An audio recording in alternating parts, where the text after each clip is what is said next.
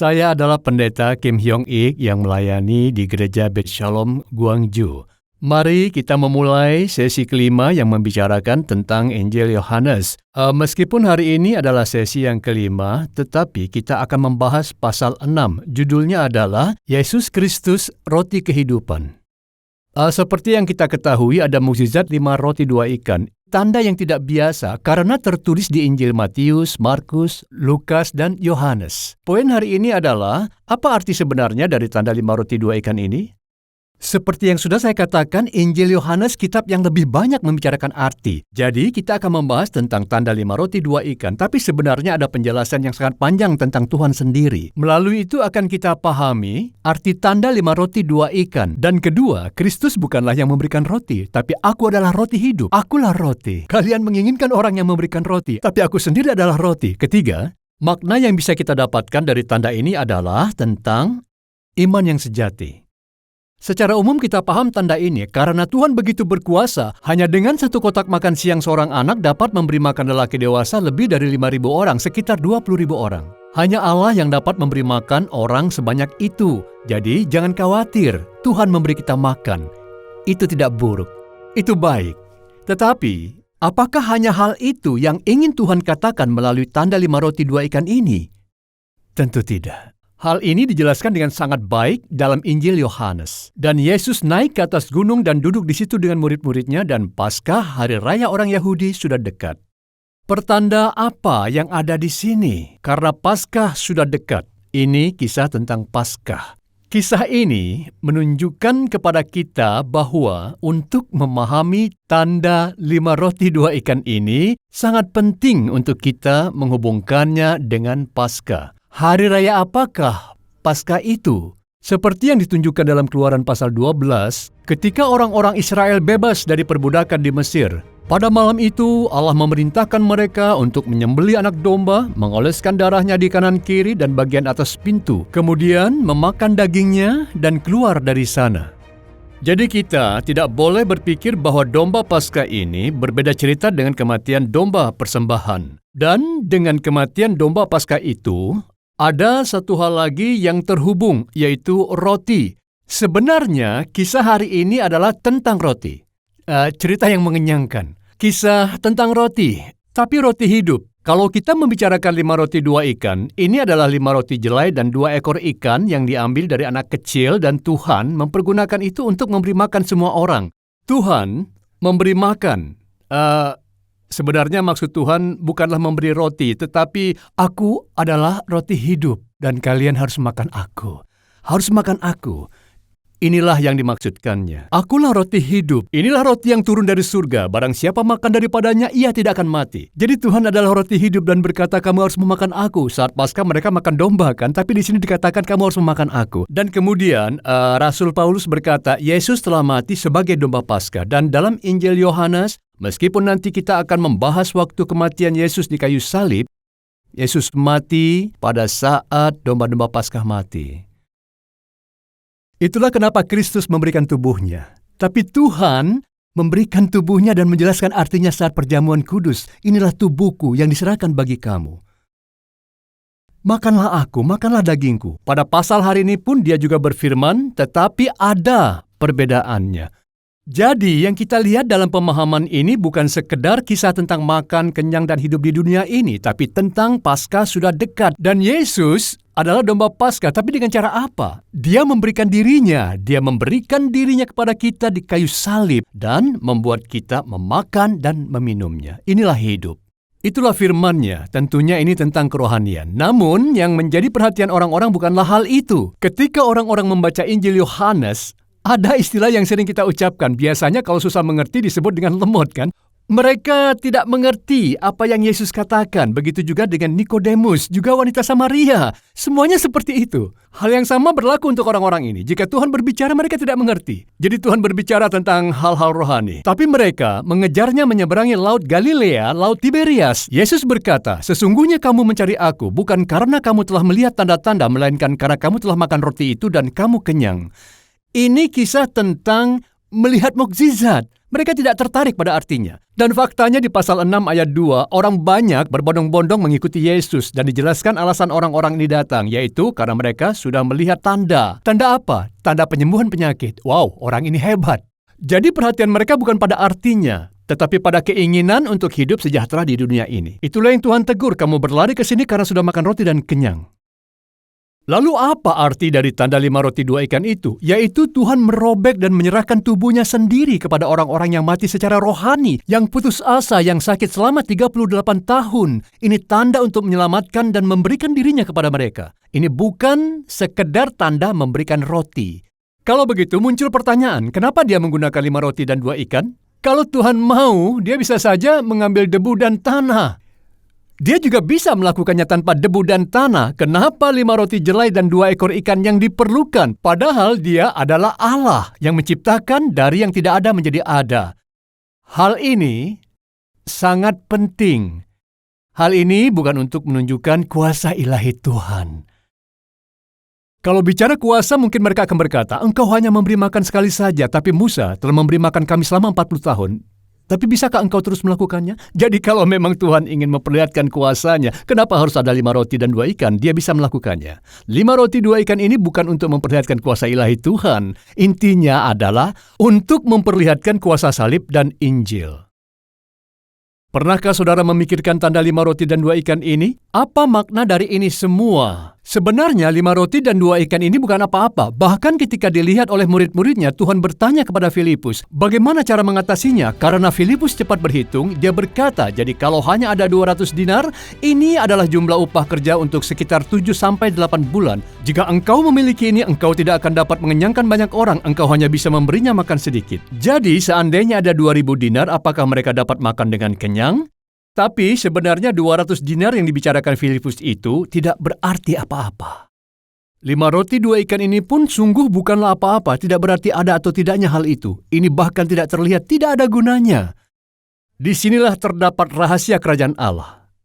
Biji sesawi. Dalam Matius pasal 13 Tuhan berkata, hal kerajaan surga itu seumpama biji sesawi. Biji sesawi itu tidak kelihatan. Tapi dikatakan itu akan menjadi pohon besar. Ragi yang tersembunyi di dalam tepung terigu tidak kelihatan, tapi itu membuat roti mengembang. Harta yang tersembunyi di ladang tidak kelihatan, tertutup tanah, mana mungkin ada harta di situ. Tapi, orang yang menemukannya bersukacita menjual semua hartanya dan membeli ladang itu. Bisa dikatakan tidak kelihatan, terlihat sepele, hal-hal yang terlewat begitu saja, bukan apa-apa. Tetapi Allah bekerja lewat hal-hal itu.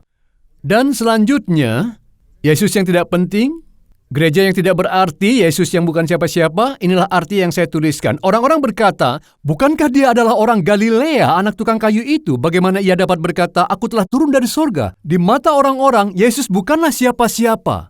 Tetapi Allah bekerja melalui dia. Dia mewujudkan keselamatan. Yang penting dalam 5 roti 2 ikan ini kita harus menyingkapkan kesalahpahaman. Fokusnya bukan pada pengorbanan anak itu. Kita sering berkata, kalau saya memberikan hal yang kecil, maka Allah akan membuatnya menjadi besar, bukan? Itu tidak salah, itu benar adanya. Tapi apa yang benar-benar ingin Tuhan katakan dan tunjukkan lewat 5 roti 2 ikan ini bukan dari lingkup seperti itu. Tuhan ingin memperlihatkan siapa dirinya. Yang ingin Tuhan katakan dari kisah ini adalah kita tidak dapat menjadi penyedia bagi Allah.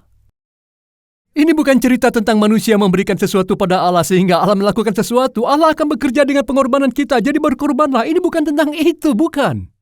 Allah berkata, segala sesuatu berasal dari Dia, dan oleh Dia, dan kepada Dia. Ini adalah kecukupan dari Allah. Kita tidak dapat menjadikan Allah pengutang dengan memberikan sesuatu kepada Allah. Aku telah banyak utang budi padamu, jadi aku akan membayarnya sekarang. Ini tidak mungkin. Siapa yang berani memberi kepada Tuhan supaya dibalasnya? Ini tidak mungkin. Tuhan sudah cukup. Apa yang kita temukan di sini? Iman palsu, keyakinan palsu. Karena Injil Yohanes adalah Injil yang menjelaskan apa itu iman, dan ada tentang iman palsu. Jadi Yesus menyelesaikan masalah perut ini dengan iman palsu. Inilah ciri khasnya. Jadi orang-orang ini makan roti dan kenyang. Mereka tidak sekedar makan, tapi makan dengan kenyang dan menyisakan 12 keranjang. Ini luar biasa, kan? Hei, orang ini dapat menjadi raja kita. Angkat dia sebagai raja kita. Jadi mereka mencoba untuk menjadikan Yesus raja. Saudara, kalau kita melihat hal ini dengan dangkal, betapa baiknya iman mereka. Yesus adalah Rajaku, betapa baik iman itu. Tapi ini bukanlah bukti iman yang sejati. Yesus tahu bahwa mereka akan datang dan memaksanya untuk menjadi raja, dan pergilah dia menyingkir ke gunung sendirian. Dia menolak. Kedua, sifat iman palsu yang percaya Yesus akan menyelesaikan masalah mangkok nasi adalah ketekunan mengikuti Yesus, ketekunan yang luar biasa, yang berlebihan. Tapi, ketekunan itu mungkin bukanlah bukti dari iman yang sejati. Di dalam iman sejati ada ketekunan, tapi ada ketekunan bukan berarti itu iman yang sejati. Ketiga, mengejar tanda dan terpikat pada tanda bukan bukti dari iman yang sejati. Sekarang pun banyak yang seperti itu, misalnya membuat gigi emas atau turun hujan emas. Keyakinan yang mengejar hal-hal seperti itu juga ketekunan. Tapi ketertarikan pada hal-hal itu bukanlah iman yang sejati. Mereka bertanya, tanda apakah yang engkau perbuat supaya kami melihat dan percaya kepadamu? Apa yang kau lakukan? Ini terlihat sangat menuntut adanya tanda, tetapi faktanya yang dibicarakan oleh orang-orang ini adalah Tuhan telah melakukan tanda dan mereka sudah kenyang. Kalau begitu seharusnya mereka bertanya, siapakah orang ini? Tapi mereka justru bertanya apakah ada tanda lain. Jadi dari tanda ke tanda, iman yang muncul dari tanda ke tanda. Ini tidak benar. Keempat, motivasi materialistik bukanlah tanda dari iman sejati. Apakah saudara percaya Yesus supaya hidup sejahtera? Apakah Tuhan mati di kayu salib agar kita hidup sejahtera? Tidak kan? Maka kata mereka kepadanya, Tuhan, berikanlah kami roti itu senantiasa. Iman seperti ini bukan iman yang sejati. Mengikuti Tuhan sementara waktu bukan iman yang sejati. Ini bukti kelima dari iman palsu. Apa yang terjadi pada orang-orang ini pada akhirnya? Semuanya pergi. Semuanya meninggalkan Tuhan. Sisa 12 orang. Ayat 66, mulai dari waktu itu banyak murid-muridnya mengundurkan diri dan tidak lagi mengikuti dia. Mereka kecewa. Mereka ingin makan. Mereka mencari Yesus adalah untuk hidup sejahtera, tapi karena Tuhan menolak dan berkata bukan itu, jadi mereka meninggalkannya. Mari kita lihat apa intinya. Pertama, bekerjalah bukan untuk makanan yang bisa basi, tapi untuk hidup yang kekal. Bukan untuk makanan yang dapat binasa, tapi yang bertahan sampai hidup kekal. Yang diberikan anak manusia sebab dialah yang disahkan oleh Bapa Allah dengan materainya. Ini bukan berarti berhentilah dari semua pekerjaan dunia, bukan seperti itu. Kita bekerja untuk kedagingan, tubuh harus makan, makanan itu perlu, tapi lebih dari itu, jiwa kita, kehidupan rohani kita juga membutuhkan makanan. Artinya kita diminta memelihara kehidupan rohani.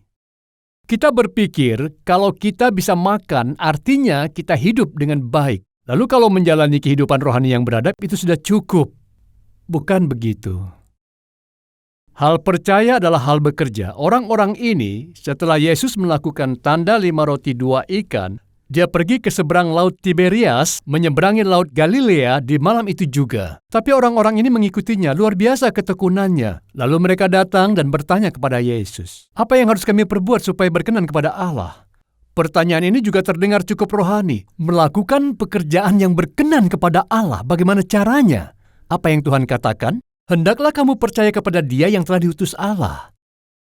Percaya kepadaku adalah pekerjaan yang dikehendaki Allah. Percaya itu sama dengan bekerja. Sangat berbahaya kalau kita berusaha mencari bukti dari keimanan kita di dalam semua tindakan kita, pelayanan, pekerjaan, dan semua yang kita lakukan. Fokus iman kita harus selalu ada pada Tuhan, bukan diri kita. Percaya kepada Tuhan, kepada pribadinya, keyakinan terhadap Tuhan. Itulah yang sedang Tuhan bicarakan di sini. Ketiga, untuk bisa percaya kita harus diberi iman olehnya. Ini bukanlah masalah kecenderungan teologis ataupun mengarah ke teologis. Tuhan Yesus berkali-kali mengucapkan tentang ini di Injil Yohanes. Harus lahir baru. Bagaimana caranya? Tentu kita harus dilahirkan kembali oleh Allah. Tuhan juga berkata bahwa kita bisa percaya hanya ketika Tuhan memberikan kita iman. Semua yang diberikan Bapa kepadaku akan datang kepadaku. Semua yang diberikan Bapa kepadaku akan datang kepadaku. Lalu di ayat 44, tidak ada seorang pun yang datang kepadaku jikalau ia tidak ditarik oleh Bapa yang mengutus aku. Bapa harus menarik kalian supaya kalian bisa datang kepadaku. Kalian sudah mengikuti aku sampai menyeberangi lautan. Tapi orang yang benar-benar datang kepadaku hanyalah orang yang ditarik oleh Bapa. Lalu keempat, subjek dari iman bukan orang yang memberikan roti, tapi Kristus sendiri yang adalah roti kehidupan. Ini sangat-sangat penting.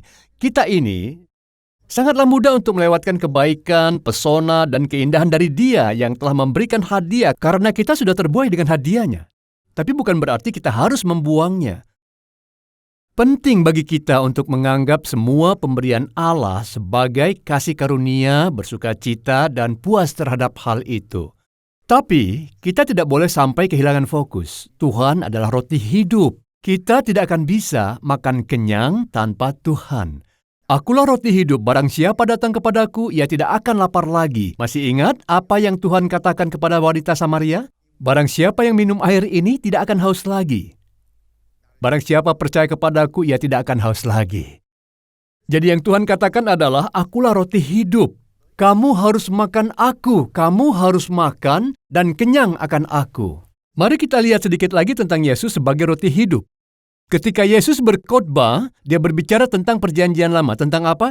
Tentang makan roti. Mana jatuh dari langit selama 40 tahun dan selama itu pula mereka mengalami hidup dalam keajaiban itu. Itulah para nenek moyang orang Yahudi.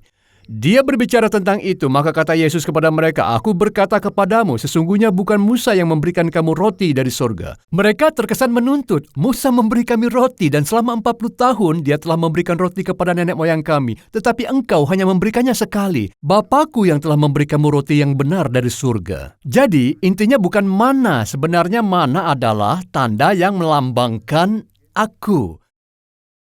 Bahwa Yesus, roti yang sesungguhnya, akan datang. Karena roti yang dari Allah ialah roti yang turun dari sorga dan yang memberi hidup kepada dunia. Mari kita lihat lebih lanjut. Nenek moyangmu telah makan mana di padang gurun dan mereka telah mati.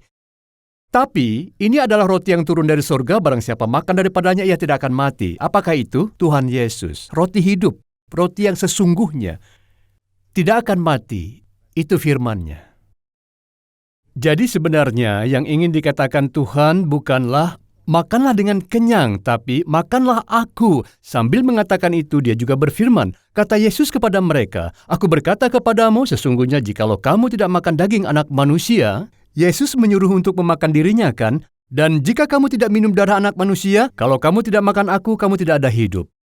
Barang siapa makan dagingku dan minum darahku," diulangi lagi, "barang siapa yang makan dan minum aku, ia mempunyai hidup yang kekal, dan aku akan membangkitkan dia pada akhir zaman. Sebab dagingku adalah benar-benar makanan dan darahku adalah benar-benar minuman. Makan dan minumlah," begitulah Tuhan berkata. Jadi, apa maksud perkataan ini? Makanlah aku, minumlah aku. Ini maksudnya adalah, percayalah kepadaku. Ini menjelaskan tentang iman. Ayat 56-57, "Barang siapa makan dagingku dan minum darahku, ia tinggal di dalam aku dan aku di dalam dia." Maksudnya bersatu dengan Tuhan. Sama seperti Bapa yang hidup mengutus aku dan aku hidup oleh Bapa, demikian juga barang siapa yang memakan aku, akan hidup oleh aku. Dari ayat ini, hal pertama yang perlu kita ketahui adalah ini bukan tentang perjamuan kudus. Ini bukan tentang ketetapan untuk melakukan perjamuan kudus. Penetapan perjamuan kudus adalah hal terakhir yang Yesus lakukan bersama dengan para muridnya. Faktanya, firman ini tidak berhubungan langsung dengan perjamuan kudus. Kenapa? Ada dua alasan. Pertama, dikatakan kalau kita makan dan minum akan memperoleh hidup. Tetapi ini tidak secara otomatis memberikan hidup. Jadi sebenarnya perjamuan kudus itu apa? Yaitu orang-orang yang mengetahui arti kematiannya di kayu salib, yang telah dibaptis, dan yang berhubungan dengan Tuhan, makan bersama dengan Dia di meja makannya.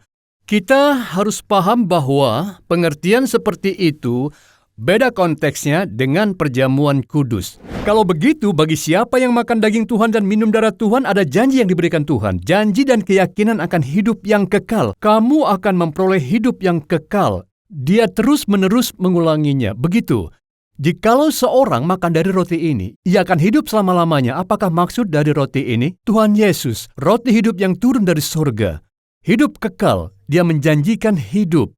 Lalu, barang siapa yang makan dagingku dan minum darahku akan memiliki hidup yang kekal. Itu firman-Nya. Kedua, janji kepada mereka yang makan daging Tuhan dan minum darah Tuhan adalah persatuan dengan Kristus. Tadi kita baca, barang siapa makan dagingku dan minum darahku, ia tinggal di dalam aku dan aku di dalam dia. Betapa mulianya ketika kita bersatu dengan Kristus. Menjadi, mempelai Kristus, dari dua menjadi satu tubuh. Sebagaimana Allah Bapa Surgawi memandang Yesus, Allah memandang kita, mengasihi kita, mengampuni kita. Kemuliaan Kristus menjadi kemuliaan kita. Semua kepunyaan Kristus menjadi milik kita. Kemuliaan itulah yang kita dapatkan. Itulah persatuan dengan Kristus. Ia tinggal di dalam aku dan aku di dalam Dia. Ketiga, yang dijanjikan Tuhan kepada mereka yang makan daging dan minum darahnya adalah kekuatan untuk hidup dengan iman. Apakah itu? Sama seperti Bapa yang hidup mengutus aku dan aku hidup oleh Bapa. Begitu kata Tuhan, aku hidup oleh Bapa. Demikian juga barang siapa yang memakan aku akan hidup oleh aku.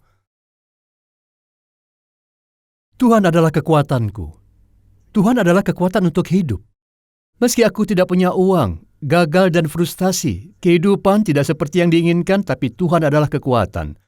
Kita hidup karena Tuhan. Kita tidak hidup karena kesuksesan atau pengakuan orang lain. Kita hidup karena Tuhan. Itulah maksudnya.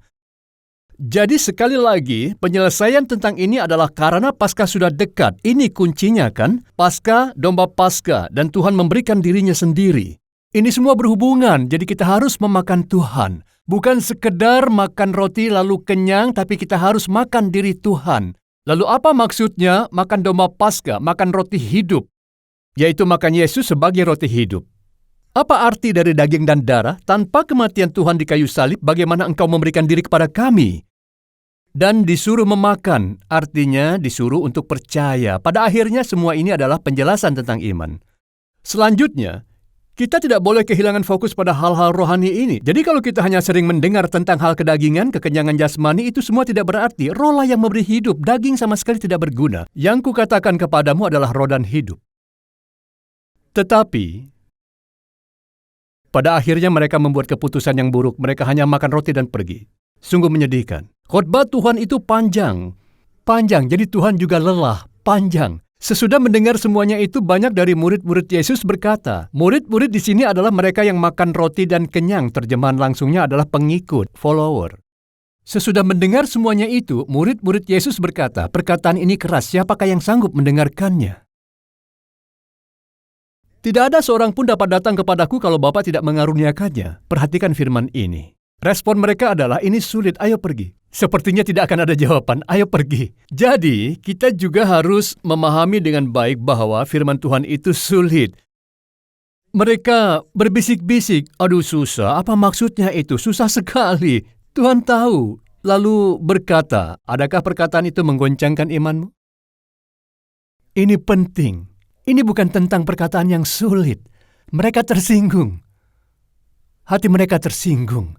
Karena itu, mereka membuat keputusan terburuk. Mulai dari waktu itu, banyak murid-muridnya mengundurkan diri dan tidak lagi mengikuti dia. Orang-orang yang meninggalkan Yesus, pada awalnya ada 5.000 laki-laki, jadi totalnya ada sekitar 20.000 orang. Lalu ada banyak yang mengikutinya lagi. Tetapi dikatakan bahwa Tuhan juga melakukan khotbah yang panjang ini di rumah ibadah Kapernaum. Pada akhirnya semua pergi meninggalkannya. Dan tertinggallah 12 orang, 12 rasul Yesus. Yesus bertanya kepada mereka, apakah kamu tidak mau pergi juga? Kalian mau pergi juga? Simon Petrus mewakili mereka menjawab, Tuhan, kepada siapakah kami akan pergi? Perkataanmu adalah perkataan hidup yang kekal. Dan kami telah percaya dan tahu bahwa Engkau adalah yang kudus dari Allah.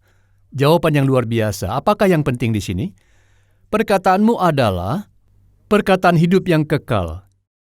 Sebenarnya, orang-orang hanya tertarik untuk memakan roti dan mereka pergi tanpa peduli dengan adanya perkataan yang hidup. Buruk sekali keputusan terburuk dalam hidup mereka. Tapi Petrus berkata, kami tidak pergi karena ada perkataan hidup yang kekal.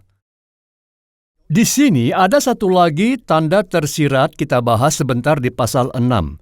Yesus terlebih dulu mengutus murid-muridnya ke seberang laut Galilea dan di malam hari itu ada badai. Tetapi lihatlah, beberapa dari murid-murid Yesus punya tubuh yang kekar. Mereka sudah terbiasa, sudah nyaman. Tapi mereka justru ketakutan saat berada di ambang maut. Pada saat itu Tuhan berjalan di atas air.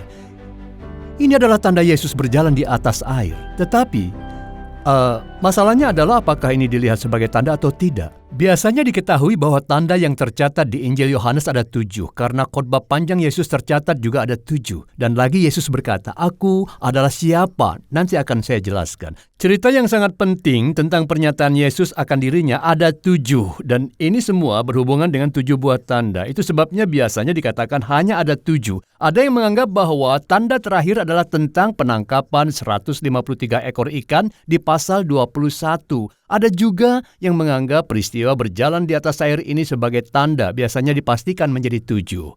Tapi, tentu saja ada banyak tanda lain yang dilakukannya yang tidak tercatat di kitab ini. Jika kita memikirkan arti dari tanda berjalan di atas air ini, kita harus menghubungkannya dengan 5 roti 2 ikan, karena memang masih termasuk di dalamnya. Ini membahas tentang masalah kerohanian. Semua tanda dinyatakan secara fisik, tapi sebenarnya itu mengandung makna rohani. Nah, kita tidak bisa melakukan apa-apa tanpa Tuhan. Ini adalah arti penting dari tanda berjalan di atas air. Kita tidak bisa apa-apa tanpa Tuhan. Di luar aku, kamu tidak dapat berbuat apa-apa. Tetapi ini bukan tentang tidak bisa makan laut mati. Yang dibahas di sini adalah, kalau kita meninggalkan Tuhan, kita tidak akan bisa hidup dan berbuah secara rohani. Kalau secara jasmani kita bisa hidup. Yang tidak boleh disalahpahami adalah iman bukanlah tentang berjalan di atas air dengan bantuan Yesus. Kita terlalu fokus pada Petrus yang berjalan di atas air. Tapi beriman bukan berarti menjalani kehidupan yang ajaib. Menjalani hidup dengan kedua kaki menginjak tanah dan wajah menghadap ke langit. Jadi iman bukanlah pertarungan daging, melainkan pertarungan rohani.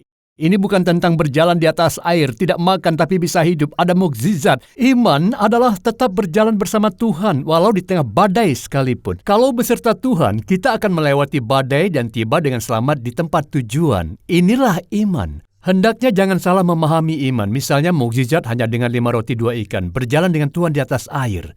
Bukan itu. Yang bisa kita terapkan dari firman ini adalah kenapa kita percaya Kristus. Saudara, kenapa percaya Kristus? Untuk makan dan kenyang, sukses dan sejahtera, menyelesaikan masalah anak-anak. Kalau fokus kita ada pada hal kedagingan, tidak bisa memiliki iman yang benar. Suatu saat kita akan pergi. Seperti yang dikatakan Petrus kedua, Tuhan, kepada siapakah kami akan pergi? Perkataanmu adalah perkataan hidup yang kekal. Apakah kita mengikuti Tuhan karena bertemu lewat firman, karena keindahannya, atau kemuliaannya? Tantangan yang besar. Inilah yang sesungguhnya, inilah iman yang nyata. Ketiga, berpikirlah secara rohani dan bekerjalah untuk jiwa. Kita terlalu bekerja keras untuk kedagingan kita sampai kehabisan energi. Namun Tuhan berfirman, jangan menghemat upaya untuk jiwa kamu. Kita harus melakukannya. Keempat, yang terakhir, mintalah iman. Iman yang sebenarnya.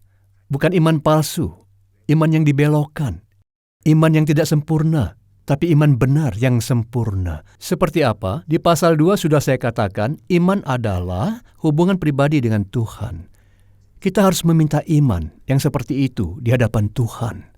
Kita akan mengakhiri sesi kelima ini dan saya akan memperkenalkan tentang sesi selanjutnya yang keenam. Kita akan membahas pasal 7 di sesi 6.